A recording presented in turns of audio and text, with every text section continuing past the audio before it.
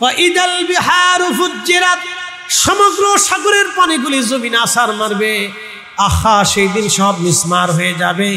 ওয়া ইদাল কুবুরু বুশিরাত, কবর উদ্বেলিত হয়ে যাবে, কবর থেকে সমস্ত মানুষগুলি উঠে উঠে আবার দৌড়াইতে থাকবে রব্বে কারীমের দিকে। সেই সময় আল্লাহর নবী বললেন, মা সন্তান বলে যাবে, সন্তান মা বলে যাবে, স্ত্রী পুত্র বলে যাবে, স্বামী স্ত্রী বলে যাবে, স্ত্রী স্বামী বলে যাবে। কেউ কারো কথা মনে রাখবে না, কারো দিকে কেউ তাকাবে না। সবাই সেই দিন বস্ত্রহীন থাকবে, কারো শরীরে কোনো পোশাক থাকবে না। বাংলাদেশের রাষ্ট্রপতি, আমেরিকার রাষ্ট্রপ্রধান, রাশিয়ান রাষ্ট্রপ্রধান, চাইনিজ রাষ্ট্রপ্রধান, সৌদির বাদশা, সেলজুক সাম্রাজ্য, উসমানীয়, আর আপনি আব্বাসীয় আর উমাইয়া বলেন, চাইনিজ সাম্রাজ্য, রোমান এম্পায়ার, আর আপনি পার্সিয়ান সাম্রাজ্য বলেন, পৃথিবীর বড় বড় সাম্রাজ্যের প্রধানরা সেই দিন বস্ত্রহীন থাকবে। আল্লাহর নবীকে এক সাহাবী বলেন, ইয়া রাসূলুল্লাহ, আমরা কি সবাই বস্ত্রহীন? বলে হ্যাঁ। একজন মহিলা সাহাবী বলেন, ইয়া রাসূলুল্লাহ, মহিলারাও কি বস্ত্রহীন? নবীজি বলেন হ্যাঁ। আল্লাহর নবীকে তখন এক মহিলা সাহাবী বলেন, ইয়া রাসূলুল্লাহ, তাহলে কেউ কি কারো গুপ্তাঙ্গের দিকে তাকাবে না? আল্লাহর নবী বললেন, সাহাবীরা রে, কিয়ামতের ময়দান এত কঠিন, এত ভয়াবহ হবে, গুপ্তাঙ্গ তো দূরের কথা, কেউ কারো চেহারার দিকে তাকানোর মতো সুযোগ হবে না। এত কঠিন আর জটিল হবে। গর্ভবতী কোনো নারী থাকলে গর্ভপাত হয়ে যাবে, একেবারে জোয়ান মধ্য মানুষগুলি বৃদ্ধ হয়ে যাবে, চুল যার সাদা কাঁচা থাকবে তার চুল সাদা হয়ে যাবে, সুঠাম দেহের অধিকারী বৃদ্ধ হয়ে যাবে, নাদুস নুদুস চেহারা একেবারে ঝলসে যাবে। সেই দিন এতটা কঠিন হবে। সূর্য থাকবে মাথা বরাবর। বর্তমান সূর্য 200 কোটি ডিগ্রি সেলসিয়াস, সেই দিন সূর্যটা থাকবে 70 গুণ আরো বেশি, আর মাথা থেকে 1.5 থেকে 2 কিলোমিটার মাত্র উপরে থাকবে। এত কঠিন হবে। तमाम সৃষ্টির সমস্ত প্রাণীগুলো আল্লাহর সামনে দাঁড়াবে। ফেরেশতারা সিজদার মধ্যে পড়ে থরথর করে কাঁপতে থাকবে, জিনেরা সিজদার মধ্যে পড়ে থরথর করে কাঁপতে থাকবে, মানব জাতি পিপিলিকার মতো দৌড়াইতে থাকবে, কেউ কারো চেহারার দিকে তাকাবে না, সিজদায় পড়ে থরথর করে কাঁপতে থাকবে। সমস্ত প্রাণীরা, গরু ছাগল দুম্বা ভেড়া বিক্রি গেল হাসরের ময়দানে আল্লাহর সামনে সিজদায় পড়ে কাঁপতে থাকবে। বিরাট এক বিভীষিকা চলতে থাকবে। আল্লাহর রূপ হবে কাহারিয়াত, কাহার হয়ে যাবেন আল্লাহ, শক্ত হয়ে যাবেন আল্লাহ। কিয়ামতের প্রাথমিক অবস্থার কথা বলতেছিলাম, সেই সময় বড় ভয়াবহ হবে। আল্লাহর নবী বলেন, আমার উম্মতেরা সেই দিন কেউ কারো দিকে তাকাবে না। এটা কিয়ামতের ময়দানের প্রাথমিক সময় এই অবস্থা হয়ে দাঁড়িয়েবে। সমস্ত নবীরা পর্যন্ত হাঁটু গেড়ে বসে যাবে, তাদের কপালের মধ্যে চিন্তার ভাস পড়ে যাবে। একসাথে বলবেন আল্লাহু আকবার। তাদের গুনার কারণে না, কারণ সমস্ত নবীরা মাসুম। আল্লাহর কাহারিয়াত দেখে নবীরা পর্যন্ত ভয় পেয়ে যাবে।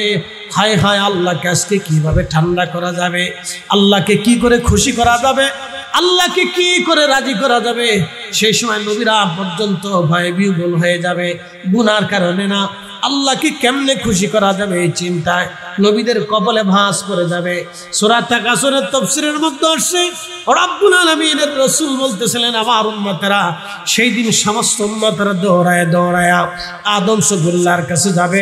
ইতিমধ্যে হাজার হাজার বছর পার হবে, প্রচন্ড সূর্যের তাপে হাসরের ময়দান ঘর মাখতে থুতনি পর্যন্ত ডুবে যাবে। ক্ষুধার তাড়নায়, তৃষ্ণা লাগার কারণে জিহ্বা কুকুরের জিহ্বার মতো ঝুলতে থাকবে, আর মানুষেরা পেরেশান হইয়া দিক বিদিক পানির জন্য হন্য হয়ে ছুটতে থাকবে। আমার উম্মতেরা হাউজে কাউসারের পানি ছাড়া আর কোনো পানি সেই দিন থাকবে না। তোমরা খুশি হও, সেই দিন আমার রব, আমার আল্লাহ আমাকে হাউজে কাউসারের মালিকানা আল্লাহ আমাকে দিয়ে দেবে। একসাথে জোরে বলেন আল্লাহু আকবার। হাউজে কাউসারের মালিকানা রব্বুল আলামিন আমাকে দিয়ে দেবে সেই দিন। খুশি হন না আপনারা? একসাথে জোরে বলেন আল্লাহু আকবার। হাউজে কাউসারের মালিকানা আল্লাহ তার রাসূলকে দিয়ে দেবে। নবীজি ডাক দিলেন, আমার উম্মতেরা যখন সবাই চিন্তিত, তখনই আমার রব, আমার আল্লাহ আরশে আল্লাহর ডান পাশে আমার জন্য একটা আসন বরাদ্দ করে দিবে। আসা আইয়াবা আসাকা রাব্বুকা মাকামান মাহমুদা।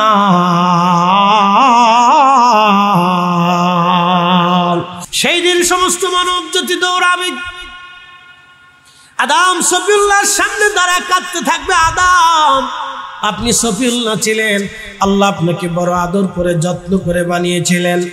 আদম রে, আজ আমরা আপনার সন্তান, আপনি আমাদের বাবা। আজকে আল্লাহর কাছে যান, আল্লাহর কাহারিয়াত, আল্লাহর রাগাম্বিত, আল্লাহর দয়া মায়া যেন আজ আমাদের প্রকাশ পায়। আল্লাহ রাগ করে আছে, আল্লাহকে আজকে আপনি দয়া করে রাগ মিটান, আল্লাহর দরবারে আমাদের জন্য কিছু চান। আদম সফিউল্লাহ বলবে, তাড়াতাড়ি চলে যাও অন্য কোথাও, যদিও আমি তোমাদের বাবা, আজকে কোনো কাজে হবে না, আমার কাছে আসি কোনো লাভ হবে না, চলে যাও, আমি নিজের চিন্তায় পেরেশান হয়ে আসি। তখন আদম আলাইহিস সালাম তাড়িয়ে দিবেন, চলে আসবো আমরা হযরতে নূহ নবীর কাছে। আপনি শরীয়তের বাবা, আপনি কিছু ফয়সালা করেন। নূহ নবী বলবে, তাড়াতাড়ি যাও, আমি চিন্তায় পেরেশানির মধ্যে আছি, চলে আসবো আমরা হযরত ইব্রাহিম খলিলুল্লাহর কাছে। ওগো সাইয়েদুল ইব্রাহিম, আপনি আল্লাহর খলিল ছিলেন, রব্বে কারীমের দরবারে আপনি আমাদের জন্য কিছু বলেন। ইব্রাহিম সেই দিন বলবে, তোমরা চলে যাও, পেরেশানির মধ্যে আছি। সেই দিন ইব্রাহিম আলাইহিস সালাম তাড়িয়ে দিবেন। তখন আমরা চলে আসবো হযরত মূসা কালিমুল্লাহর কাছে, হযরত দাউদ আলাইহিস সালামের কাছে। দাউদ আপনি তো নবিউল্লাহ ছিলেন, মুজিজা আল্লাহ দিয়েছিলেন, কণ্ঠ দিয়েছিলেন, আজকে একটা ফয়সালা করে দেন। দাউদ আলাইহিস সালাম বলবে, চলে যাও, পেরেশানির মধ্যে আছি, চিন্তায় আছে আল্লাহর কাহারিয়াত নিয়ে। তখন সবাই চলে আসবে মূসা কালিমুল্লাহর কাছে। মূসা কালিমুল্লাহ, আপনি তো কালিমুল্লাহ, আল্লাহ আপনার সাথে কালাম করেছিল, আপনি আজকে কোনো বিহিত করেন। তিনি বলবেন, চিন্তায় পেরেশানির মধ্যে আছি, আল্লাহর কাহারিয়াত কিভাবে মিটানো যায়, আমার দ্বারা সম্ভব হবে না, তোমরা চলে যাও। হযরত সাইয়েদনা ঈসার কাছে আমরা চলে আসবো। ঈসা রুহুল্লাহ ডাক দিবে, কোন নবীর কাছে যে কোনো লাভ হবে না, 2,24,000 নবীর কাছে যে কোনো কাজ হবে না, আমার কাছে আসছো, আমি যেই নবীর উম্মত হয়েছিলাম, দুনিয়াতে আখিরি জামানাতে গিয়েছিলাম, তোমরা যদি ওই নবীর কাছে যেতে পারো তাহলে আজকে হয়তো কোনো কাজ হবে। তখন আমরা সবাই দৌড়াইয়া রাহমাতুল লিল আলামিনের দরজার সামনে যায় দাঁড়াবো, দরবারে মোস্তফাতে দাঁড়াবো। একবার জোরে বলা যাবে কি মারহাবা? না না, আরো জোরে বলেন আল্লাহু আকবার।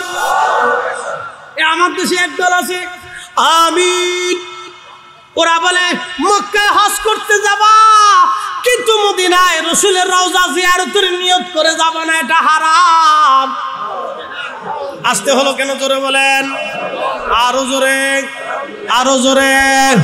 আজকে ওরা রাসূলের জিয়ারত থেকে উম্মতকে সরাইতে চায়, কিয়ামতের ময়দানে ওরা ফতোয়া কোথায় যাবে?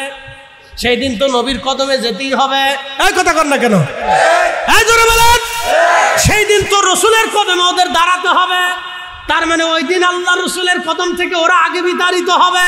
কথা কর না কেন?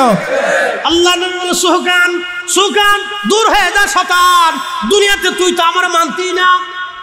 কি কথা কর না কেন? দুনিয়াতে আমার সুপারিশ মানিস নাই, আমার জিয়ারত মানিস নাই, আমার শাফাআতকে ইনকার করেছিলি, আজকে আমি রাসূলের দরবারে তোদের কোনো জায়গা হবে না, তোরা আজকে আমার সামনে থেকে চলে যা, চলে যা। সেই দিন আল্লাহর নবী তার সামনে থেকে এই বেদাতি দলকে তাড়ায় দেবে। আমি আপনাদের সামনে ওয়াজ করি, ওয়াজ শেষ করে ধরেন আমি আপনাদের সামনে দিয়ে ফটিকছড়ি দিয়ে হাটহাজারী দিয়ে আমি যাচ্ছিলাম। তো হাটহাজারী মরে যাওয়ার পরে দেখলাম এক ভিখারি বসে আছে। এক বৃদ্ধা নারী আমার দিকে হাত বাড়িয়ে বলল, বাবা সারাদিন আমি ক্ষুধার্ত ছিলাম, আমাকে খাইতে কিছু পয়সা দেন অথবা আমাকে খাইতে দেন। এক বৃদ্ধা নারী এসে বলল, বাবা আমাকে কিছু খেতে দেন, আমি ক্ষুধার্ত। ঠিক তখনই আমি তাকে একটা ধমক দিয়ে চলে গেলাম। আমার পকেটে পয়সা, আমার কাছে টাকা আছে, কিন্তু তাকে খেতে দিলাম না। ঠিক একই রকম আমার মতো একজন মানুষ, দাড়ি নাই, টুপি নাই, জুব্বা নাই, পাগড়ি নাই, সে রাস্তা দিয়ে হেঁটে যাওয়ার সময় বৃদ্ধা নারী হাত পেতে বলল, বাবা আমি ক্ষুধার্ত, সারাদিন আমি না খাওয়া ছিলাম, বাবা আমাকে কিছু খেতে দেন। ঠিক তখন এই লোকটার মায়া হলো, হোটেলে নিয়ে ওই লোকটা ওই বৃদ্ধ নারীকে খাইতে দিল। আমার মাথায় পাগড়ি আছে, টুপি আছে, পায়জামা আছে, জুব্বা আছে, মুখে দাড়ি আছে, কিন্তু আমি খেতে দিলাম না। কিন্তু একজন দাড়ি ছাড়া, জুব্বা ছাড়া, টুপি ছাড়া, পাঞ্জাবি ছাড়া ওই মহিলাকে খেতে দিল, ক্ষুধার্ত মানুষকে খেতে দিল। বলেন আপনার দৃষ্টিকোণ থেকে কোন লোকটা শ্রেষ্ঠ হবে? আল্লাহু আকবার। খোদার মহিমা যদি দেখতে চান তো আপনি মালদ্বীপে চলে যান, খোদার মহিমা দেখে আসবেন। বলে ফরিদি হুজুর কি আছে সেখানে? সাগর থেকে মাত্র 3 হাত উপরে জমিন, সাগর থেকে মাত্র 3 হাত উপরে জমিন। শত শত বছর ধরে সাগর পান জমিন ডুবায় না, ঢেউ আসে ঢেউ চলে যায়, জোয়ার আসে জোয়ার চলে যায়, কিন্তু জমিন ডুবায় না, তুফান হয় না, টর্নেডো হয় না। বাংলাদেশে তুফান হয়, ঝড় হয়, টর্নেডো হয়। বাংলাদেশটাকে বাঁচানোর জন্য আল্লাহ সুন্দরবন দিয়ে রেখেছে, সাগরের পারে বড় বড় বন ঝাউবন দিয়ে রেখেছে যাতে মানুষের ক্ষতি না হয়। শুধু কি তাই, পাহাড় সাগর কেন্দ্রিক এলাকাগুলিতে দেখবেন যেখানে পাহাড় নাই সেখানে বন আছে, যেখানে বন নাই সেখানে আল্লাহ পাহাড় দিয়ে রাখছেন। সাগর ঘেঁষিত এলাকাতে যেখানে আপনি পাহাড় দেখবেন না সেখানে বন রেখেছেন, যেখানে বন আছে সেখানে পাহাড় নাই, যেখানে পাহাড় আছে সেখানে বন নাই। আবার যেখানে কিছুই নাই সেই সাগর এলাকা আল্লাহ নীরব করে দিয়েছেন। মালদ্বীপে গেলাম, 10 ফিট নিচে মাটি, পানির নিচে মাছ ঘুরে বেড়াচ্ছে, এত পরিষ্কার পানি দেখা যায়। শত শত বছর ধরে তারা ওই দেশে বসবাস করে, তুফান হয় না, ঝড় হয় না। শুধুমাত্র সুনামির সময় তাদের 70 জন মানুষ মারা গিয়েছিল, এছাড়া আর কোনো বিপদ তাদের ওই দেশে আসে নাই। কখনো ঝড় আসে না, সামুদ্রিক তুফান কখনো আসে না। কিন্তু বাংলাদেশে প্রত্যেক বছরে 2-1 বার করে আল্লাহ ধাক্কা মারে, 2-1 বার করে বাংলাদেশে ধাক্কা মারে, কিন্তু মালদ্বীপে আসে না। আল্লাহু আকবার। ভালো করে শুনে যাবেন, সাগর থেকে মাত্র 3 হাত উপরে জমিন। বলেন তো সাগরের ভিতরে ছোট্ট দ্বীপ, একমাত্র রক্ষা করার মালিককে আমার রব, আমার আল্লাহ। আল্লাহ ইচ্ছা করলে আমার রব 1 মিনিটের ভিতরে পুরা দ্বীপগুলি পানির নিচে নিয়ে চলে যেতে পারেন। 1 মিনিটও লাগবে না। শুধু পানি আসতে যত সময়, চারিপাশে শুধু সাগর আর সাগর, সাগর আর সাগর, নীল জলরাশি, তার মাঝে ছোট্ট একটা দ্বীপ, ছোট্ট একটা রাজধানী মালে, একটা ছোট্ট টুকরা এলাকা। বিমান থেকে যদি আপনি দেখেন আশ্চর্য হবেন, এই মহাসাগরের ভিতরে ছোট্ট দ্বীপগুলি কিভাবে টিকে আছে। না 1 আর 2 বছরে না, হাজার হাজার বছর ধরে এই দ্বীপ আল্লাহ টিকিয়ে রেখেছেন। তিনি রব, তিনি রব্বুল আলামিন, তিনি রব্বুল আলামিন। প্রিয় উপস্থিতি হাজিরিন, এরপরে আল্লাহ রাব্বুল আলামিন কোরআনে বলেন, ওয়াতাসওয়াদু উজুহুন ওয়াতাসওয়াদু উজুহুন ফাআম্মাল্লাযীনা সুওয়াদ্দাত উজুহুহুম। আল্লাহ ডাক দিবেন, হে আমার বান্দারা, হাসরের ময়দানে মন বেজার করে, দিল বেজার করে তোমরা কেন বসে আছো? তোমাদের চেহারা মলিন কেন আজ? ফাআম্মাল্লাযীনা সুওয়াদ্দাত উজুহুহুম আকাফারতুম বা'দা ঈমানিকুম। তোমাদের মন আজকে বেজার কেন? কিসের জন্য তোমরা বেজার হয়ে আছো? সেই সময় আল্লাহ বলবেন, তোমরা ঈমান আনার পরে বেঈমান হয়ে গিয়েছিলা। ফাআম্মাল্লাযীনা সুওয়াদ্দাত উজুহুহুম আকাফারতুম বা'দা ঈমানিকুম। ঈমান আনার পরে তোমরা বেঈমান হয়েছিলা। ফাযুকুল আযাবা বিমা কুনতুম তাকফুরুন। যাও, আজকে আমি আল্লাহর দরজায়, তোমাদের কোনো জায়গা হবে না। যাও, জাহান্নামে চলে যাও, যাও জাহান্নামে চলে যাও। আমি আল্লাহর স্থানে তোমাদের কোনো জায়গা হবে না। তোমরা ঈমান আনার পরে বেঈমান হয়ে গেছো, ঈমান আনার পরে ঈমান হারা হয়ে চলে আসছো। যাও, আজকে তোমাদের কোনো জায়গা হবে না, তোমরা আজকে জাহান্নামে চলে যাও। সেই দিন বেআকিদার লোক যারা বদ আকিদা বাতিল, আল্লাহ তাদেরকে জাহান্নামে দিয়ে দিবে। শুধুমাত্র আকিদা বিনষ্টনে তারা জাহান্নামে চলে যাবে। ঈমান নষ্ট হয়ে যাবার কারণে তারা জাহান্নামে চলে যাবে। বর্তমান ইরানে এক দল আছে তারা আজানের ভিতরে হযরত আলী রাদিয়াল্লাহু আনহুর নাম উচ্চারণ করে আজান দেয়। ভাইজান এটা নিকৃষ্ট বেদাত। ভাইজান আজানের শব্দের সাথে হযরত আলী রাদিয়াল্লাহু আনহুর নাম লেখে আশহাদু আন্না মুহাম্মাদুর রাসূলুল্লাহ সাল্লাল্লাহু আলাইহি সাল্লাম বলার পরে তারপরে সাক্ষী দা আশহাদু আলী খলিফাতুল্লাহ, আলী খলিফাতুর রাসূলুল্লাহ বলে তারা সাক্ষ্য দিয়ে থাকে। আজানের সাথে হযরত আলীর সাক্ষ্যটাকে তারা যোগ করায় দিয়েছে।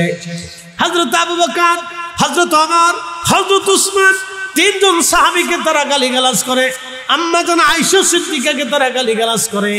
ভাইজান এইভাবে তারা বেঈমান হয়ে গেল, আহলুল কোরআন বেঈমান হয়ে গেল। এরকম বদ আকীদা বদ মাযহাব দিয়ে তাম দুনিয়া ভরে গেল। এই জন্য আহলে সুন্নাত ওয়াল জামাতের আকীদার কাছে মুসলমানরা নিরাপদ, ইসলাম নিরাপদ এবং সুফিদের কাছে, ওলিদের কাছে তাম দুনিয়ার ইসলাম ছিল সারা জীবনের জন্য নিরাপদ। আপনি যদি ইতিহাস ঘেটে ঘুরে দেখেন এই বঙ্গদেশের এক সময় যারা রাজা বাদশা ছিল তারা ছিল দুনিয়া লোভী, তারা ক্ষমতা লোভী, তারা পয়সা লোভী ছিল, তারা ছিল নারী লোভী। মোগল সাম্রাজ্য দেখেন, নবাবী আমল দেখেন, সালতানাত আমল দেখেন, আপনি যদি উমাইয়া রাজবংশ দেখেন, উমাইয়া রাজবংশের ভিতরে একটা মাত্র রাজবংশের শাসক তিনি ছিলেন একনিষ্ঠ, তার নাম হযরত ওমর ইবনে আব্দুল আজিজ রাদিয়াল্লাহু আনহু। তিনি ব্যতীত উমাইয়াদের যত বাচ্চা ছিল সব বাচ্চা ছিল রক্ত পিপাসু, ক্ষমতা লোভী, নারী লোভী। এরপরে আপনি যদি আব্বাসীয়দের মধ্যে আপনি দেখেন, আব্বাসীয়দের ভিতরে অধিক বাচ্চারা ছিল নারী লোভী, বেঈমান প্রকৃতির।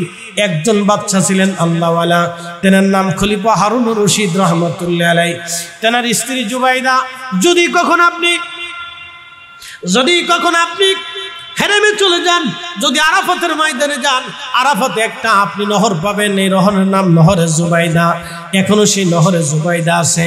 আরাফাতের হাজিদের জন্য 1000 বছর আগে এই বাদশার স্ত্রী তিনি হযরত জুবাইদা রাহমাতুল্লাহ আলাইহা তিনি 25 মাইল লম্বা করে একটা নহর কেটে দিয়ে হাজিদের পানির খেদমত তিনি করে গিয়েছিলেন নহরে জুবাইদা দিয়া।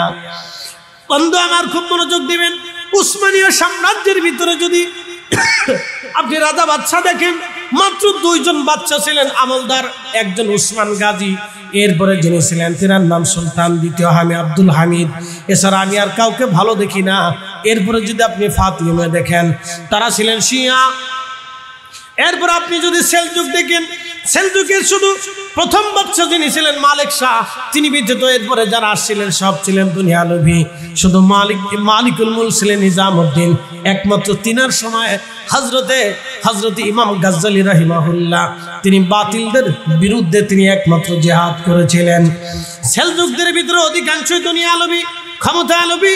আপনি যদি দেখেন খাওয়ারিজম, আপনি খাওয়ারিজমদের ভিতরে অনেকেই ছিল দুনিয়া লোভী।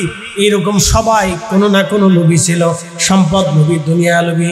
তাদের মাধ্যম দিয়ে ইসলামের তেমন কোনো খেদমত হয় নাই। ইসলামের খেদমত করা করলেন পায়ে হেঁটে হেঁটে, বজ্রায় চড়ে চড়ে, দেশ দেশান্তরে যাইয়া, কাফেরদের ভিতরে ঢুকে, অবিশ্বাসীদের কাছে দেখ কালেমার দামত জেনে দিলেন তিনি আল্লাহর ওলি। একা খাজা বাবা আজমিরি একা তিনি 90 লক্ষ মুসলমানকে তিনি কালেমা পড়ায়া, 90 লক্ষ বেঈমানকে তিনি কালেমা পড়ায়া মুসলমান বানিয়েছিলেন। একবার আওয়াজ তুলে জোরে বলা যাবে কি মারহাবা। আমি একটা পরিসংখ্যান আপনাদের কাছে দিয়ে যাই। বাংলাদেশে মাহফিল হয় কত বলতে পারবেন? সারা বাংলাদেশে হাজার হাজার মাহফিল হয়। সারা বাংলাদেশে এক বছরে যত মাহফিল হয় সারা পৃথিবীতে এত মাহফিল হয় না। সারা বাংলাদেশে যত মাহফিল হয় সারা পৃথিবীতে এত মাহফিল কোন দেশে হয় না। এক বাংলাদেশে যত মাহফিল হয় সারা পৃথিবী ব্যাপী এত মাহফিল হয় না। তাদের বিশ্বাসী গাছের পাতা পর্যন্ত আল্লাহর হুকুম ছাড়া লড়ে না।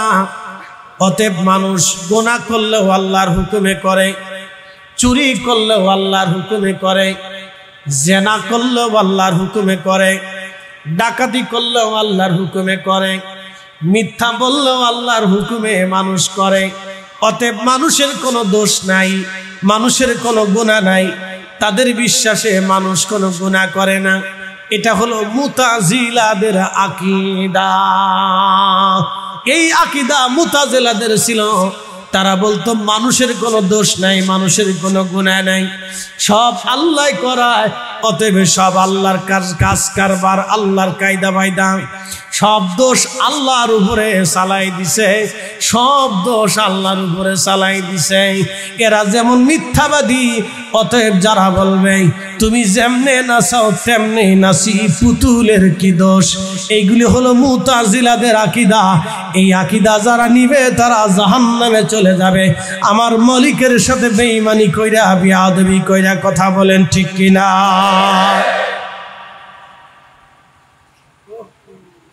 আমিন। এদেরকে একটু ধরব। আমিন। বাংলাদেশে যারা আছে, পৃথিবীর অন্য কোন দেশে না। আমি কয়দিন আগে মালয়েশিয়া গেলাম। মালয়েশিয়া হুজুর গাউসে পাকের আওলাদ, আল্লাহু আকবার, সুলতানুল আরিফিন আল্লামা শায়েখ ইসমাইল বগদাদি আল হাসানি ওয়াল হুসাইনি রাদিয়াল্লাহু আনহু, ওনার পবিত্র মাজার আছে মালাক্কা সাগরের ভিতরে, ছোট্ট দ্বীপ পোলাও মুসারে। 900 বছর আগে হুজুর গাউসে পাকের আওলাদ এই জমিনে সে কালেমার দাওয়াত দিয়েছেন। মালয়েশিয়াতে ইসলাম গেল আল্লাহর ওলিদের হাত ধরে। মালদ্বীপে মাহফিল করে আসছি, মালদ্বীপে ইসলাম গেল ইব্রাহিম ইস্কান্দারি রাহিমাহুল্লাহর হাত ধরে। রাশিয়াতে ইসলাম গেল আল্লাহর ওলির হাত ধরে। আর্মেনিয়া, জর্জিয়া, বসনিয়া, হার্জেগোভিনাতে ইসলাম গেল খাজা বাহাউদ্দিন নকশবন্দ বুখারীর হাত ধরে। ওলিরা যেখানে গেল সেখানে ইসলাম আল্লাহ ওলিদের মাধ্যমে পাঠিয়ে দিল। বাংলা ইসলাম আসলো বাইজিদ বুস্তামি রাহমাতুল্লাহ আলাইহি, বদর শাহ আউলিয়া, 12 আউলিয়া, 360 আউলিয়া, খাজা বাবা আজমিরি কুতুবউদ্দিন কাকি নিজামউদ্দিন আউলিয়া, পাকিস্তানের দাতাগঞ্জ বক্স রাহমাতুল্লাহ আলাইহি সহ অসংখ্য ওলিদের মাধ্যমে এই জমিনে কালেমার দাওয়াত পৌঁছিয়েছে তামাম দুনিয়াতে ওলিদের দিয়া। কথা বলেন ঠিক কিনা? তাম পৃথিবীতে ওলিদেরকে দিয়ে আল্লাহ ইসলাম পাঠিয়েছেন, কালেমা পাঠিয়েছেন, ঈমান পাঠিয়েছেন।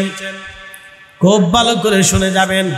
সেইখানের মসজিদে আমি নামাজ পড়তে গেলাম, দেখি মসজিদের ইমাম যিনি আজানের আগে মুয়াজ্জিন সালাতু সালাম পড়তেছে, দুরূদ শরীফ পড়তেছে, কোরআন শরীফ তেলাওয়াত করতেছে। যত বেদাতের ফতোয়া খালি বাংলাদেশেই চলে। নামাজের পরে দোয়া করলেন।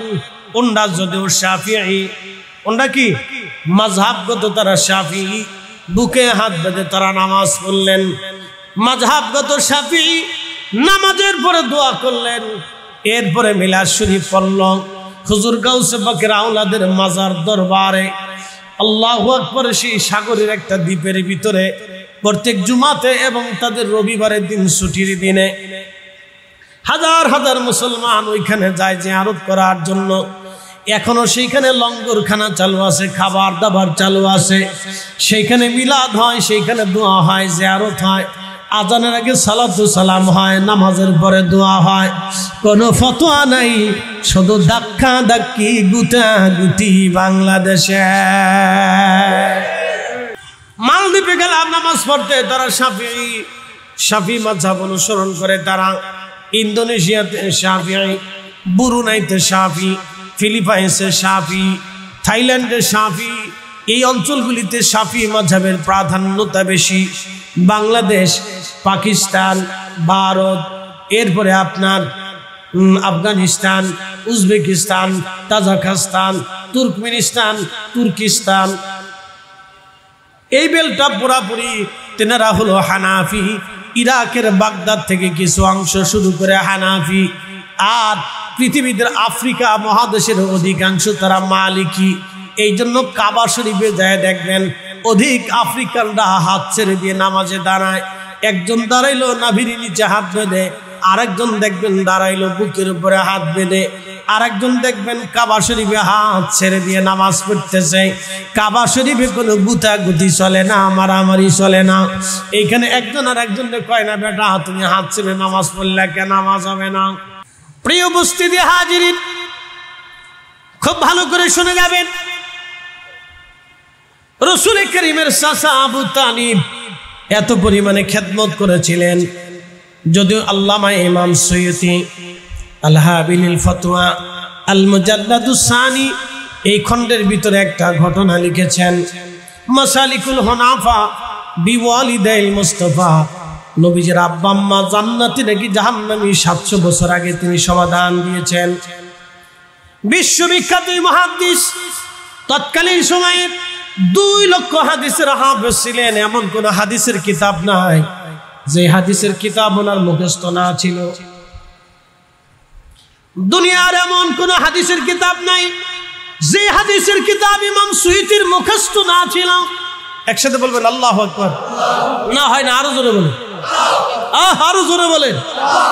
দুনিয়ার এমন কোন হাদিসের কিতাব নাই যে কিতাব ওনার মুখস্থ না ছিল। অথচ ওনার মতো মুহাদ্দিস মিলাদুন নবী সাল্লাল্লাহু আলাইহি সাল্লামের ব্যাপারে কিতাব লিখেছেন। আর যারা বুখারী শরীফ ঠিক মতো বুঝেই না, তারা মিলাদুন নবীর বিরোধিতা করে। কথা বলেন না কেন? রব্বুল আলামিন কোরআনে বললেন, ইয়াউমা তাবিয়াদ্দু উজুহুন ওয়া তাসওয়াদ্দু উজুহুন ফাআম্মাল্লাযীনা ওয়াদ্দাত উজুহুহুম আকাফারতুম বা'দা ঈমানিকুম ফাদুকুল আযাবা বিমা কুনতুম তাকফুরুন।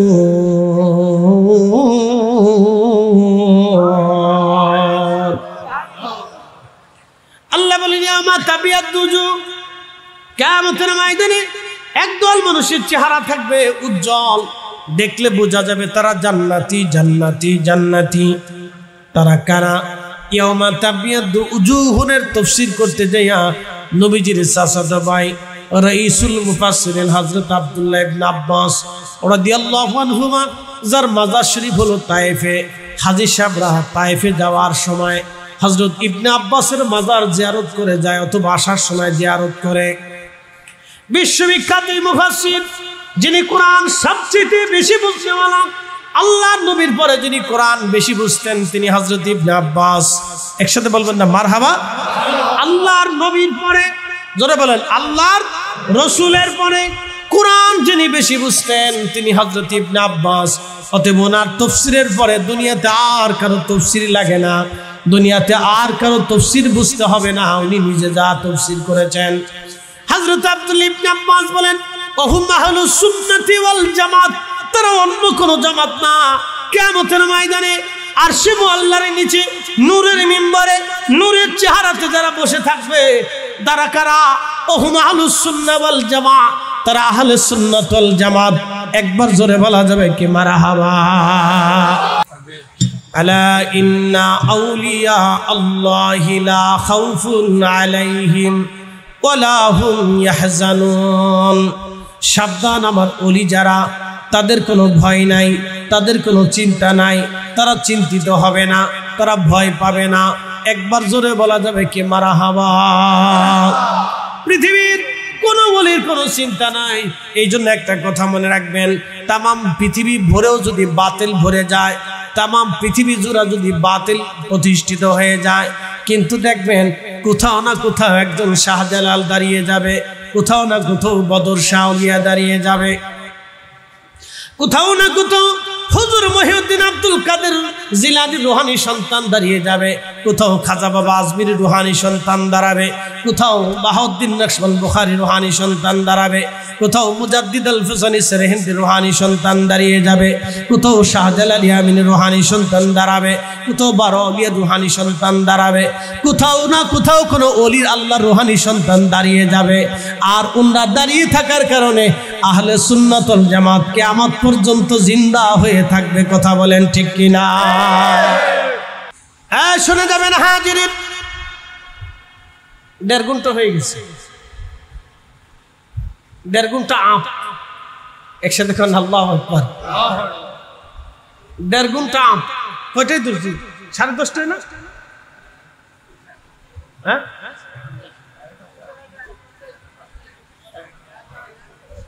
আচ্ছা অসুবিধা নেই। 1.5 ঘন্টা আম একসাথে করেন না মারহাবা। কষ্ট হবে, আর একটু বাড়াইয়া আপনাদের সামনে তুলে ধরতেছি, একটু বোঝার দরকার, বোঝার দরকার। মিলাদুন নবী চলবে না? ভয় পায় বলেন না, চলবে? এই জোরে বলেন, চলবে? যদি কেউ বলে আমি রসুলের উম্মত, তা আমি বলবো তুমি মিলাদুন নবীর মাহফিলে টাকা দাও, অর্থ দাও, খরচ দাও, সময় দাও, তোমার জিন্দেগি দাও, কথা কর না কেন? কারণ মিলাদুন নবীর মাহফিলে রসুলের শানে যত আলোচনা হয়, এত আলোচনা অন্য কোন মাহফিলে হয় না। বাংলাদেশে তাফসীরুল কোরআন মাহফিল হয় সারা বাংলাদেশে। আমাকে একটা পরিসংখ্যান দেন তো, আমি তো বাংলাদেশ ঘোরা ব্যক্তি। বাংলাদেশের এমন কোন জেলা নাই যে জেলার ভাত আমার পেটে না গেছে। কয়দিন আগেও পঞ্চগড়, ঠাকুরগাঁও, কুড়িগ্রাম, লালমনি, গাইবান্ধা, গাইবান্ধা চিনছেন তো আপনারা? গরুবান্ধা, গাইবান্ধা যেটি কোন আর কি একই জিনিস। রংপুর, নীলফামারী, এই সব কটা জেলা মাহফিল করে তারপরে আসছে।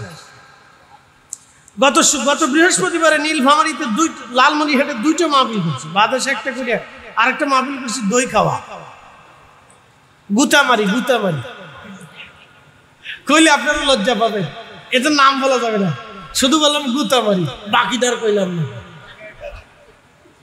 গুতামারি আর কইলাম না, এই গুতামারি মাহফিল করিয়া তারপরে এসে পরের দিন এসে এই মাহফিল করছি বাঞ্ছারামপুর। কালকে আজকে জমা পড়ে আপনাদের এখানে আসলাম, তো দৌড়ের উপরে আছে, দেখছেন কয় হাজার কিলোমিটার গাড়ি দাম হয়েছে করে বুঝেন। খুব মনোযোগ দেন।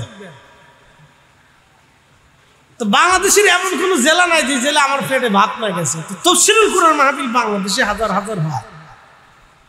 আমাকে দেখান তো কোন তাফসীরুল কোরআন মাহফিলে, কয়টা তাফসীরুল কোরআন মাহফিলে রাসূল কারীমের শানের আয়াত দিয়ে বলা হয় যে আপনি রাসূল কারীমের এই শানের আয়াতের উপর আমাদেরকে তাফসীর করে শোনান। আমাকে একটু দেখান।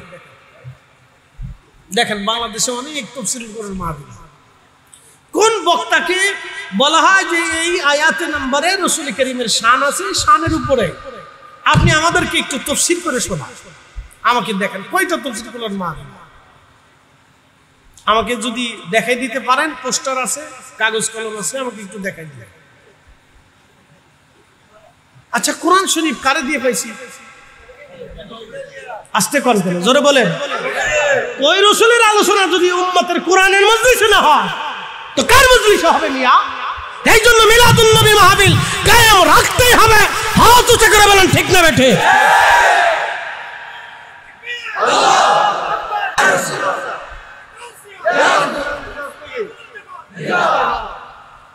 এই মাহফিল কায়েম রাখতেই হবে।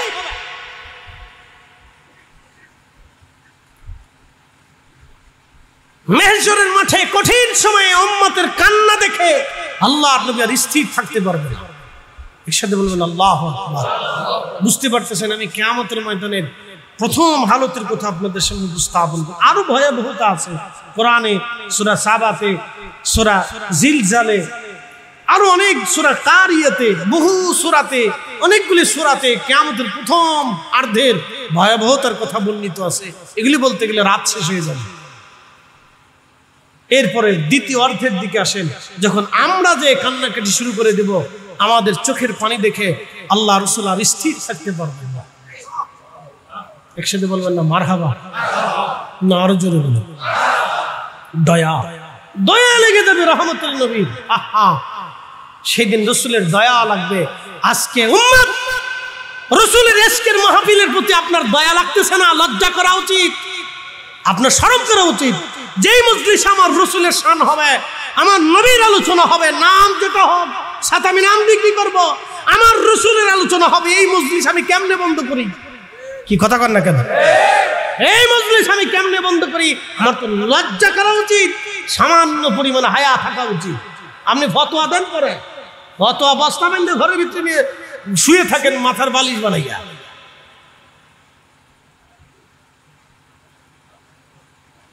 আহা, মেহবুব নবীজি আল্লাহর সামনে দৌড়াইয়া আরশে মুআল্লার সামনে খোদার কুদরতি কদমের সামনে সেজদায় পড়ে চিৎকার দিবে, ইয়া রব, ইয়া রব হাবলি উম্মতি, ইয়া রব হাবলি উম্মতি। প্রিয় নবী বলতেছেন, উম্মত সেই দিন আল্লাহ আমার কলিজার ভিতরে আল্লাহর প্রশংসার বাক্য এত পরিমাণে দিবে যে আমি যখন আল্লাহর প্রশংসা করতে থাকবো, আল্লাহ আমার দিকে মায়ার নজরে তাকিয়ে বলবে, হে মেহবুব মাথা উঠান, কেন কাঁদেন? আমি তখন বলবো, ইয়া রব হাবলি উম্মতি, আল্লাহ আমার উম্মতের উপায় কি হবে? ইয়া রব হাবলি উম্মতি, আল্লাহ আমার উম্মতের উপায় কি হবে? ইয়া রব হাবলি উম্মতি, আল্লাহ আমার উম্মতের গতি কি হবে? আল্লাহ আদর করে বলবে, হাবিব মাথা উঠান, আমি ওয়াদা করেছিলাম ওয়ালা সাউফা ইউতিকা রাব্বুকা ফাতারদা, অচিরেই আপনাকে আমি খুশি করব, কি চান আপনি মাথা উঠান। তখন আল্লাহর নবী বলবে, ইয়া রব হাবলি উম্মতি, আল্লাহ আমার উম্মতের গুনাহ হয়ে গেছে, অপরাধ হয়ে গেছে, খাতা হয়ে গেছে, ভুল হয়ে গেছে, আমার উম্মত আজকে আসামি হয়ে গেছে। তখন আল্লাহ বলবে, হাবিব আমি ওয়াদা করেছিলাম আসা আইয়াবা আসাকা মাকামাম মাহমুদা, আপনাকে মাকামে মাহমুদে অধিষ্ঠিত করব, সর্বোচ্চ সম্মানের ইজ্জতের আসনে আমি আপনাকে অধিষ্ঠিত করব, সেজদায় পড়ে থাকার জন্য না। মাথা উঠান, যান, আপনার উম্মতের ব্যাপারে আমি খুলাসা করে দিলাম, আপনি যা চাবেন আমি তাই দেব, আপনার যত উম্মত হয় আপনি নিয়ে বেহেশত আগে চলে যান। আপনার আগে কেউ আজকে হামদের পতাকা উঠাইতে পারবে না, আপনার আগে আমার সামনে কেউ কথাও বলতে পারবে না, আপনার আগে কেউ জান্নাতে যেতে পারবে না, আপনার আগে কেউ জান্নাতের দরজা খুলতে পারবে না। আপনি আপনার উম্মত নিয়ে আগে বেহেশত চলে যান। নবীজি বললেন, সেই সময় আমি 70,000 উম্মত নিব, ওই 70 প্রত্যেক 70 একজনের সাথে আরো 70,000 করে আমি নবী উম্মত নিয়ে সবার আগে ফুলসিরাত পার হইয়া আমার উম্মতদেরকে বেহেশত দিয়ে আসবো। একসাথে বলবেন আল্লাহ, আরো জোরে জোরে জোরে জোরে জোরে জোরে। রাসূলের শান ভালো লাগে না? না, সেদিন কিয়ামতের ময়দানে ভালো লাগবে না, সেই দিন লাগবে না ভালো, সেদিন শুধু হুইসফিস দৌড়াবে, কিন্তু বিশ্বাস নিয়ে কবরে যায়, বেয়াদবি করে কবরে যায় না, বিশ্বাস নিয়ে ইয়াকিন নিয়ে মোহাম্মত নিয়ে কবরে যায়। সাবধান, বেয়াদবি নিয়ে কবরে যায় না, তাহলে ধ্বংস হয়ে যেতে হবে। আপনি যদি অস্বীকার করেন তাহলে আর পাবেন না, যদি স্বীকার করেন তাহলে পাবেন। আপনাদেরকে আরেকটু বুঝাই, শয়তানের অপরাধ কি ছিল বলেন তো? ও 9 লক্ষ বছর আল্লাহর সেজদা দিছে না? ও কি মুআল্লিমুল মালায়েকা ছিল না?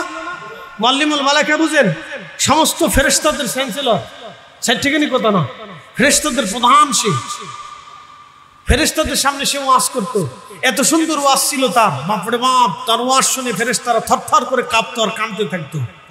তার জিন্দেগির ভিতরে আসছে, তাফসীর কুরতুবীর ভিতরে আমি পড়েছি, কাঁদতে থাকতো ফেরেশতারা তার ওয়াজ শুনে। আরশে মুআল্লার নিচে সিদরাতুল মুনতাহার পাশে তার জন্য ইয়াকুত জমররত পাথর দিয়ে একটা মিম্বার তৈরি করেছিল, স্টেজ। ওই মিম্বারে সে বসতো, ওই আসনে বসে ওয়াজ শুরু করতো, কোটি কোটি ফেরেশতারা তার সামনে বসে ওয়াজ শুনতে থাকতো। তার ওয়াজ এত সুন্দর ছিল। ভুলটা কোথায়? ভুলটা সে উসজুদু লি আদম, আল্লাহ বলেছিল আদমের দিকে সেজদা দাও। শুনে যান, ব্যাখ্যা আমি করি নেই, আল মাউরিদে মোল্লা আলী কারি মাক্কি লিখেছেন, ইমাম শামসুদ্দিন সাখাবি, ইমাম তাকিউদ্দিন সুবকি রাহিমাহুল্লাহ, তিনারা লিখেছেন উসজুদু লি আদম, আদমের দিকে আল্লাহ সেজদা দিতে বলেছিলেন। সেজদার মাসজুদ ছিল আল্লাহ, সেজদার মাসজুদ ছিল আল্লাহ, সেজদার মালিক মূলত আল্লাহ ছিল। কেবলা ছিল আদম আলাইহিস সালাম, আর আদম আলাইহিস সালামের পবিত্র সুলব সেকেমে নূরে মুহাম্মাদি সাল্লাল্লাহু আলাইহি ওয়াসাল্লাম বিদ্যমান ছিল। তাজিম ছিল নূরে মুহাম্মাদি। আপনি যদি নূরে মুহাম্মাদিকে তাজিম না করেন, আপনি যদি রাসূল কারীমকে ইজ্জত না করেন, তাহলে আপনার সর্বনাশ হয়ে যাবে। আপনাকে সম্মান করতে হবে এবং মাথা নামাইতে হবে। দরবারে মুস্তাফাতে আপনাকে আদব দেখাইতেই হবে। লক্ষ কোটি বছরের ইবাদত হলেও কাজ হবে না যদি দরবারে মুস্তাফাতে আপনার বেয়াদবি থাকে। আমি আপনাকে বুঝাইতে পারতেছি না, আমি আপনাকে বুঝাইতে পারতেছি না, কিন্তু যখন বুঝবেন তখন আফসোস করা ছাড়া কোনো রাস্তা থাকবে না। শয়তান সেজদা দিল না, রব জিজ্ঞেস করলেন কেন দিলি না? বলে ওর থেকে আমি শ্রেষ্ঠ। আসতে বলেন কেন, জোরে বলেন। ওর থেকে আমি শ্রেষ্ঠ। তখন রব বলেন ওয়াকানা মিনাল কাফিরিন, দূর হ বেয়াদব অহংকারী, আমার দরজা থেকে দূর হ। আমি আল্লাহ পাক, আমার জায়গা পাক, আমার স্থান পাক, আমার দপ্তর পাক, এখানে কোনো নাপাকের জায়গা হবে না। ওয়াকানা মিনাল কাফিরিন, ওয়াকানা শব্দ দিয়ে আল্লাহ রাব্বুল আলামিন চিরস্থায়ীভাবে, একেবারে স্থায়ীভাবে তাকে অবিশ্বাসী বলে ঘোষণা দিয়ে দিলেন। ওয়াকানা মিনাল কাফিরিন, দূর হ, তুই অবিশ্বাসীদের অন্তর্ভুক্ত করে দিলাম চিরদিনের জন্য। আমার এই দপ্তরে তোর আর জায়গা হবে না। এই জন্য আল্লাহর সাথে তর্ক করতে হয় না, আর রব্বের দরবারে মুস্তাফার সাথে বেয়াদবি করতে হয় না। এখানে সারেন্ডারের জায়গা। ওই সময় যদি ইবলিস বলতো ইয়া রব আমার ভুল হয়ে গেছে, আপনি আমাকে মাফ করে দেন, আর ক্ষমা হয়ে যেত। আদম আলাইহিস সালাম গন্ধম খেয়ে ফেলছেন, যদিও নবীদের ভুল ধরতে হয় না, নবীদের কোনো খাতা নাই, নবীদের কোনো গুনাহ নাই। আমি আদমের এখানে কোনো গুনাহ ধরবো না, এখানে ভুলও ধরবো না। এটা আল্লাহ সৃষ্টির রহস্য। আদম আলাইহিস সালাম আল্লাহর নিষেধকৃত ফল গন্ধম খেয়ে ফেললেন। খাওয়ার পরে আদম আলাইহিস সালাম স্বীকার করলেন, রব্বানা যালামনা আনফুসানা ওয়া ইল্লাম তাগফির লানা ওয়া তারহামনা লানাকুনান্না মিনাল খাসিরিন। আল্লাহ, হে আমার রব, আমি আমার নিজের নফসের সাথে জুলুম করে ফেলছি। আল্লাহ, আল্লাহ আমি স্বীকার করে ফেলছি। আল্লাহ আমি স্বীকার করতেছি। আল্লাহ তুমি খাইতে নিষেধ করেছিলে, আমি খেয়ে ফেলেছি। আল্লাহ আমি স্বীকার করতেছি, আমার নফসের সাথে আমি জুলুম করেছি। নবীদের কোনো গুনাহ নাই, তিনি মাসুম ছিলেন, কিন্তু তিনি বলতেছেন আমি স্বীকার করলাম। আল্লাহ আমি স্বীকার করলাম, আমি জুলুম করে ফেলছি। আল্লাহ আমি স্বীকার করে নিলাম। এই জন্য যখনই দোয়া করবেন তখনই স্বীকার করবেন আল্লাহ ভুল হয়ে গেছে। যখনই দরবারে মুস্তাফার বিষয় আসবে তখনই আপনি নরম হয়ে যাবেন। আহা, রাসূল করিমের দপ্তর দরবারে মুস্তাফাতে এখানে আদব দেখাবেন, এখানে হ্যাটামগিরি দেখেন না, এখানে হ্যাটামগিরি চলে না। এই কথা কন না কেন? হ্যাটামগিরি এখানে চলে না, হ্যাটামগিরি এখানে চলে না। আপনার ওই বিদ্যা সিদ্ধ ও সাতা দরবারে মুস্তাফাতে চলে না। এখানে চলে আনুগত্য, এখানে চলে তাকওয়া, এখানে চলে গোলামি। কথা বলেন ঠিক না বেটে? আপনার হ্যাটামগিরি এখানে চলে না, হ্যাটামগিরি এখানে চলে না। এখানে চলে আনুগত্য, এখানে চলে আদব, এখানে চলে দরবারে মুস্তাফাতে মুহাব্বত। এখানে হ্যাটামগিরি চলে না।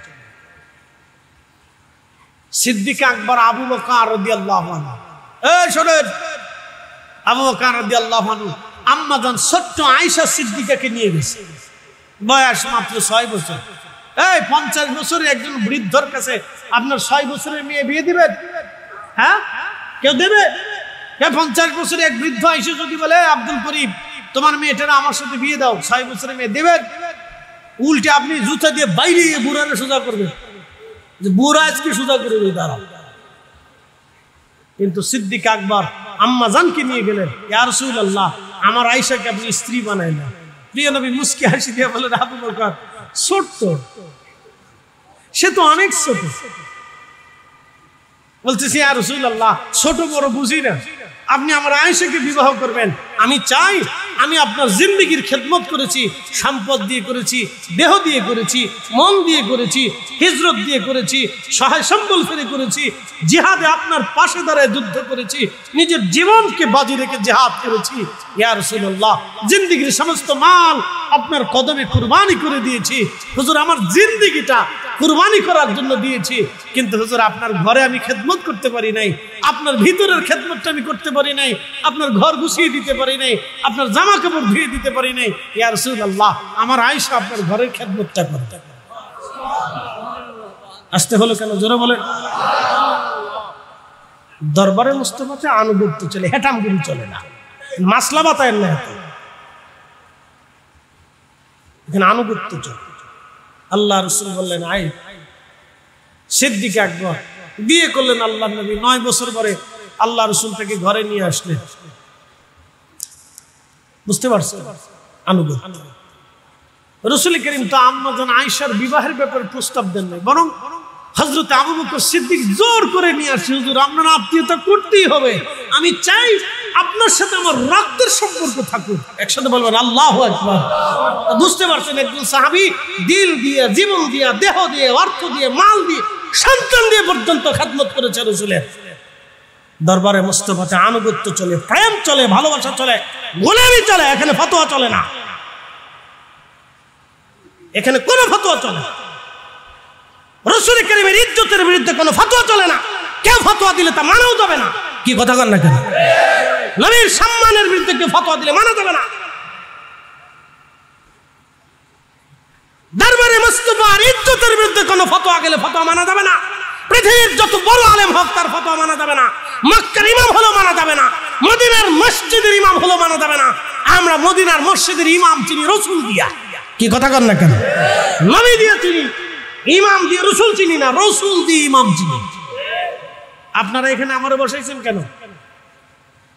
কোন ব্রাহ্মণ এনে তো বসান নাই, আমাকে কেন বসাইছেন? কোন গির্জার পাপ দিয়ে এনে তো বসান নাই, আমাকে কেন বসিয়েছেন?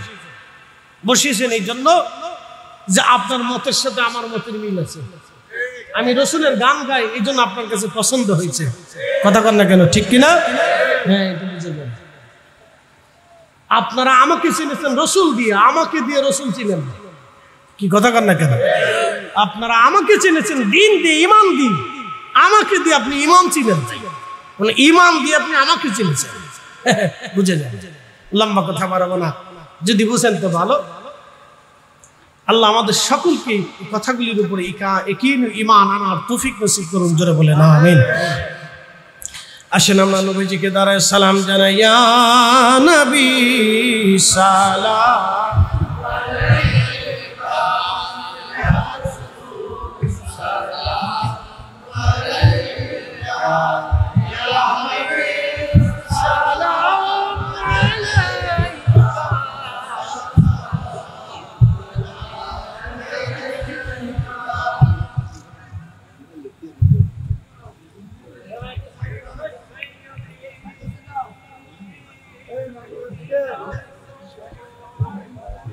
বুঝেন নাই? শ্রেষ্ঠ কে বলে? যিনি খাওয়াইলেন না তিনি শ্রেষ্ঠ না, যে খাওয়াইলো তিনি শ্রেষ্ঠ। হ্যাঁ, এই শ্রেষ্ঠত্ব কিসের কারণে হলো? হুজুর বলে গেছেন 10টা গুণ, তার একটা গুণের নাম হচ্ছে ইহসান। একটা গুণের নাম কি? ইহসান, দয়া। দয়া ওলি হওয়ার জন্য 10টা গুণ মুহাদ্দিস সাহেব হুজুর বলে গেছেন, তার একটা গুণের নাম হচ্ছে ইহসান, দয়া। আমার মাথায় টুপি আছে কিন্তু দয়া নাই, আমার মুখে দাড়ি আছে কিন্তু দয়া নাই, আমার গায়ে জুব্বা আছে কিন্তু দয়া নাই। আর যার গায়ে টুপি নাই, মাথায় জুব্বা ফাকরি নাই, তার দয়া আছে, সে একজন ক্ষুধার্ত করে খাইতে দিল। তাহলে আপনার দৃষ্টিকোণ থেকে সে যদি আপনার কাছে ভালো হয়ে থাকে, তাহলে বুঝতে হবে আমরা মূল ইসলাম থেকে এখনো অনেক দূরে। কয়েকদিন আগে দিনাজপুরের ভাগাড়ে এক বৃদ্ধ পাগল ক্ষুধার্ত অবস্থায় পড়ে মরে ধরলো। 18 কোটি মানুষের কাছে তার খাবার জুটে নাই, 18 কোটি মানুষের কাছে খাবার জুটে নাই। কিয়ামতের ময়দানে পাগল দাঁড়িয়ে বলবে, হে রব, তুমি এমন একটা দেশে আমাকে জন্ম দিয়েছিলা, আমি পাগল ছিলাম, ক্ষুধার্ত অবস্থায় না খেয়ে খেয়ে মারা গিয়েছিলাম, বিনা চিকিৎসাতে মারা গিয়েছিলাম। 18 কোটি মানুষের কাছে আমি ওষুধ পাই নেই, 18 কোটি মানুষের কাছে আমি পানি পাই নেই, 18 কোটি মানুষের কাছে আমি সহানুভূতি পাই নেই, 18 কোটি মানুষের কাছে আমি দয়া পাই নেই, 18 কোটি মানুষের কাছে আমার কোনো খাবার ছিল না। আল্লাহ, আমি ক্ষুধার্ত দুনিয়া থেকে বিদায় নিয়েছিলাম, আজকে তোমার দরবার আমি ফায়সালা চাই। তুমি বলে মালিক ইয়াউমিদ্দিন, বিচার দিনের মালিক, হে রব, তুমি ফায়সালা করবে, আমি তোমার কাছে আদালতে বিচার দিলাম। দুনিয়ার কোন আদালতে আমার ফায়সালা হয় নাই, আমি খুদাই খুদাই মরে গেছি। দুনিয়ার কোন আদালত আমাকে নিয়ে, দুনিয়ার কোন মিডিয়া আমাকে নিয়ে, দুনিয়ার কোন গোষ্ঠী আমাকে নিয়ে কোনদিন ফায়সালার জন্য টানে নাই। হে রব, তোমার দরবারে ফায়সালা দিলাম, আমি ফায়সালা নিয়ে তোমার কাছ থেকে যাব। বলেন সেই দিন সর্বপ্রথম ধরা খাবে আমার দেশের প্রধান উপদেষ্টা, রাষ্ট্রপতি, প্রধান সেনাপতি, সচিবরা এবং সরকারি কর্মকর্তা কর্মচারী যারা ছিলেন, খাদ্য অধিদপ্তরে যিনি প্রধান ছিলেন এবং চিকিৎসা শাস্ত্রের যিনি প্রধান ছিলেন, এই সমস্ত অধিদপ্তরের যারা প্রধান আছেন, তিনারা সর্বপ্রথম আসামি হবে, এরপরে ধনীর আসামি হবে, এরপরে সাধারণ জনগণ আসামি হবে। 18 কোটি মানুষের সামনে সেই দিনই পাগলের ফয়সালা রব্বে করিম করবেন। 18 কোটি মানুষের কাছে খাবার হয় নাই, রাষ্ট্রের কাছে খাবার হয় নাই, রাষ্ট্র থেকে চিকিৎসা দিতে ব্যর্থ হয়েছে। আমার দেশের হাজার হাজার পাগল রাস্তা দিয়ে ঘোরে, এটার দায়িত্ব তো আমাদের জনগণের হাতে না, এটার দায়িত্ব ছিল রাষ্ট্রের হাতে।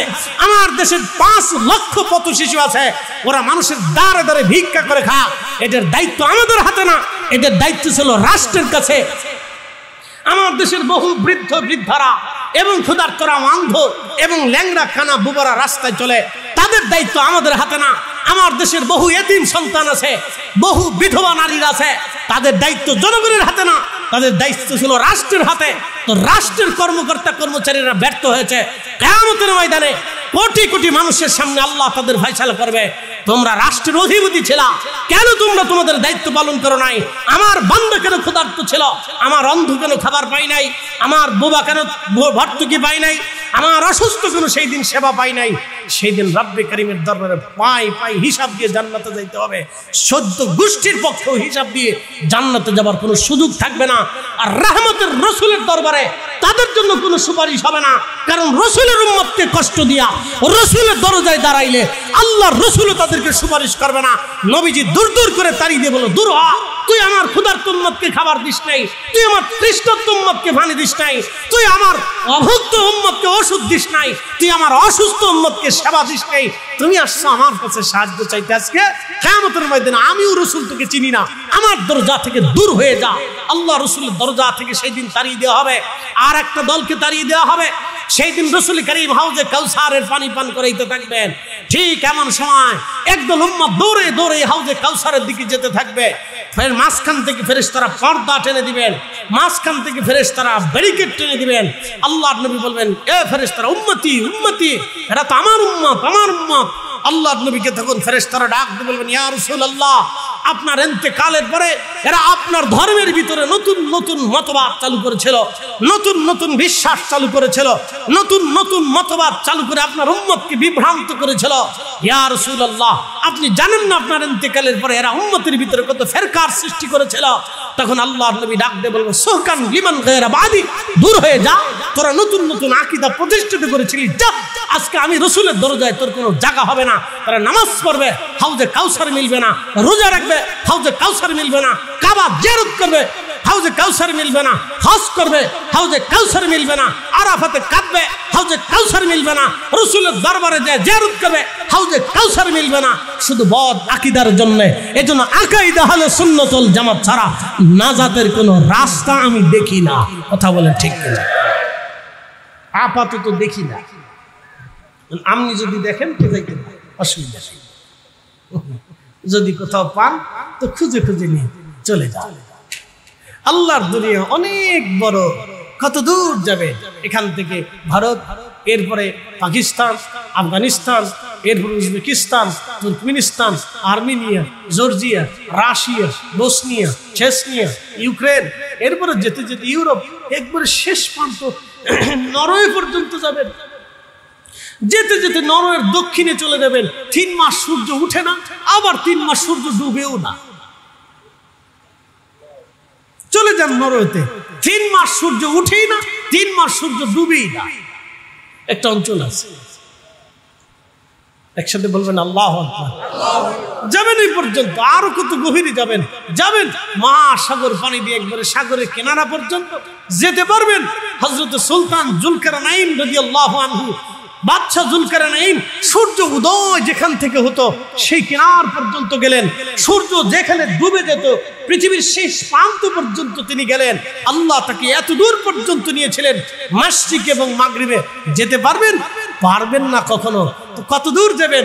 আল্লাহ তাও বলে দিয়েছেন, হাত্তা যুরতুমুল মাকাবির, কবর পর্যন্ত যাবেন, এরপরে আর কোনো সুযোগ নেই। কথা বলেন ঠিক কিনা? কোন পর্যন্ত? কবর পর্যন্ত। বুঝে ঈমান নিয়ে কবরে যাবেন, বুঝে ঈমান নিয়ে কবরে যাবেন। হুজুর গাউসে পাক রাহিমাহুল্লাহর জুতা মুবারক এক পাল্লায় দিবেন, তাম বর্তমান জামানার উম্মতকে আর এক পাল্লায় দিবেন। হুজুর গাউসে পাকের জুতার ওজনের সমান হবে না, কারণ আওলাদে রাসূল সরাসরি হাসানি হুসাইনি, ওনাদের রক্তের মাধ্যম দিয়ে আল্লাহ দুনিয়াতে কাকে পাঠাবেন জানেন? তিনি ইমাম মাহদী একসাথে বলবেন আল্লাহু আকবার। হয় না আরো জোরে বলেন, আরো জোরে বলেন। না আরো জোরে বলেন, আরো জোরে বলেন। তিনি কে? ইমাম মাহদী। হুজুর গাউসে পাক যেই রক্তে, ইমাম মাহদী আসবে সেই রক্তে। হাসানি হুসাইনি, একসাথে বলবেন আল্লাহু আকবার। হাসানি হুসাইনি, ওই রক্তে ইমাম মাহদী দুনিয়াতে আসবে। তো সেই রক্তের সূর্য সন্তান হুজুর গাউসে পাক বললেন, আমার রাসূল নূর, আমরা জীবনেও মাটি বলবো। এই আস্তে কোন কেন? জোরে বলেন। না আস্তে বলেন, জোরে বলেন, জোরে বলেন। হাত উঁচা করে বলেন, হাত উঁচা করে বলেন। উনি আহলে সুন্নাত ওয়াল জামাত। আমরা জীবনে এই জামাত ছাড়া অন্য জামাত মানব না। কথা বলেন ঠিক কি না? আপনার যদি কোনো জামাত মানতে মন চায় চলে যান, অসুবিধা নেই, ওটা আপনার ইচ্ছা, স্বাধীনতা আছে। আপনাকে আমি মন্দ বলবো না, কাফেরও করবো না, ফাসিকও করবো না।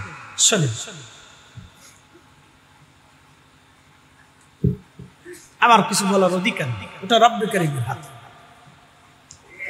মহেশ্বরের ময়দানে কোটি কোটি মানুষ আল্লাহর আদালতে দাঁড়াবেন, আপনিও দাঁড়াবেন, অসুবিধা নেই। কোন পীর যদি আপনার কাছে ভালো না লাগে তো আহলে সুন্নাত ওয়াল জামাত তো ভালো লাগবে। কি কথা ঠিক আছে না? আপনার কাছে ভান্ডার শরীফ ভালো লাগে না, শ্রীকোট ভালো লাগে না, আমটুসি ভালো লাগে না, সারসিনা ভালো লাগে না, জৈনপুর ভালো লাগে না, ফুরফরা ভালো লাগে না, সোনাকান্দা ভালো লাগে না, আপনার কাছে কোনো দরবার ভালো লাগে না, কোনোটাই আপনার কাছে পছন্দ হয় না, কোনো পীর পছন্দ হয় না, কোনো মাশায়েখ পছন্দ হয় না, কোনো আলেম পছন্দ হয় না, আপনার তো রাসূল পছন্দ হয়। কি কথা ঠিক আছে না? সাহাবী তো পছন্দ হয়, তো রাসূল এবং সাহাবীদের দিকে তাকাইয়া আপনাকে আহলে সুন্নাত ওয়াল জামাতে থাকতে হবে। বুঝে যেতে হবে। দুনিয়ার কাউকে ভালো লাগে না, নাও লাগতে পারে, আমাকেও লাগে না, মুহাদ্দিস সাহেবকেও লাগে না, জামিয়া ভালো লাগে না, দারুন নাজাত ভালো লাগে না, কোনোটাই ভালো লাগে না আপনার কাছে। তা আহলে সুন্নাত ওয়াল জামাত তো ভালো লাগে, কোনোটাই ভালো লাগে না। আল্লাহ রাসূল এবং সাহাবী তো ভালো লাগে, তো আল্লাহর নবী এবং সাহাবীদের দিকে তাকাইও আপনাকে আহলে সুন্নাত ওয়াল জামাতে থাকতে হবে। অনেকে এসে বলে হুজুর ওই দরবার ভালো লাগে না, তো ভালো না লাগতে পারে আপনার, সবার কাছে কি সবাই কিছু ভালো লাগবে? বাজারে পচা জিনিসও বিক্রি হয়, কি হয় না ভাই? নরমাল জিনিসও বিক্রি হয় না ভাই? 150 টাকার লুঙ্গিও বিক্রি হয়, কি কথা কেন কেন হয় না? আবার 10-12 হাজার টাকার লুঙ্গিও বিক্রি হয়ে যায়। ঢাকা শহরে যায় দেখবেন একবারে দামি দামি দামি দামি মার্কেট, ভিতরে ঢুকতে লজ্জা করে, যে ভিতরে ঢুকে কোনটা দাম জিগে শরম করে যাবো। একই শার্ট 150 টাকা দিয়ে কেনার পরে কি 1200 টাকা দিয়ে একই শার্ট কিনলেন, ও ঢাকা শহরে ওই মার্কেটের ভিতরে ঢোকার পরে সেটা 12,500 টাকা হয়ে যায়। 1200 টাকার শার্ট 12,500 টাকা মার্কেটের ভিতরে ঢুকলেই হয়ে যায়। বলে কারণটা কি? এত দাম কেন? বলে মার্কেটেরও দাম বেশি, জামারও দাম বেশি। যারা জামা পয়সা কিনে, জামা কাপড় কিনে, ওদেরও দাম বেশি। ওরা চিন্তা করে আমি ফুটপাত থেকে কিনলে একটা লজ্জা শরম আছে না, আমি অমুকের বেটা, আমি স্কয়ার গ্রুপের মালিকের নাতি, আমি বসুন্ধরা গ্রুপের ছেলে, আমার শার্ট থাকবে অন্তত মিনিমাম দুবাই থেকে আনা 1.5 লক্ষ টাকা। কাপড় কিন্তু একই ছাতা, ঘুরে ফিরে দেখেন, কথা দেখেন, ঘুরে ফিরে দেখেন ছাতা কাপড় একই, 19 আর 20, বেশি বেশি পার্থক্য না, 19 আর 20। কারণ ওনার কাপড় আর হীরার টুকরো দিয়ে বানাইছে না, স্বর্ণের সুতা দিয়ে বানানো হয় না, ওনারটাই আমারই কাপড় দিয়ে বানানো হয়েছে, তুলা দিয়ে, নাহলে পাট দিয়ে, অন্য কিছু তো না। তো 19 আর 20 না 18-20 না 15-20, এই তো। কোথেকে আনছো? বলে দুবাই থেকে আনছি। ঘোড়ার ডিম এতটুকু নি, এর বেশি কিছু না। বাঙালি আসলেই বলদ, আসলে বুঝে না। কষ্ট হতেছে আপনাদের? তাহলে সাফায়াত কারা পাবে না তাদেরটা হিসাব নিয়ে যাবে। এখন কারা পাবে এদিকে ফিরে যায়। একসাথে জোরে বলেন তো আল্লাহু আকবার। না হয় না, আরো জোরে। কি বলেন, কিয়ামত কায়েম হবে না? একসাথে বলেন হবে না? হবে। ইদাস সামাউ ফাতারাত ওয়া ইদাল কাওয়াকিবু তাসারাত ওয়া ইদাল বিহারু ফুজ্জিরাত ওয়া ইদাল কুবুরু বুসিরাত। আলিমাত নাফসুম মা কদ্দামাত ওয়া আখারাত। আকাশ ভেঙে ভেঙে পড়বে, নক্ষত্রগুলি ছড়িয়ে ছিটিয়ে ভেঙে ভেঙে পড়ে যাবে, সাগর উদ্দোলিত হয়ে যাবে। পৃথিবীর কোন শক্তি সাগরকে নিবৃত করতে পারবে না।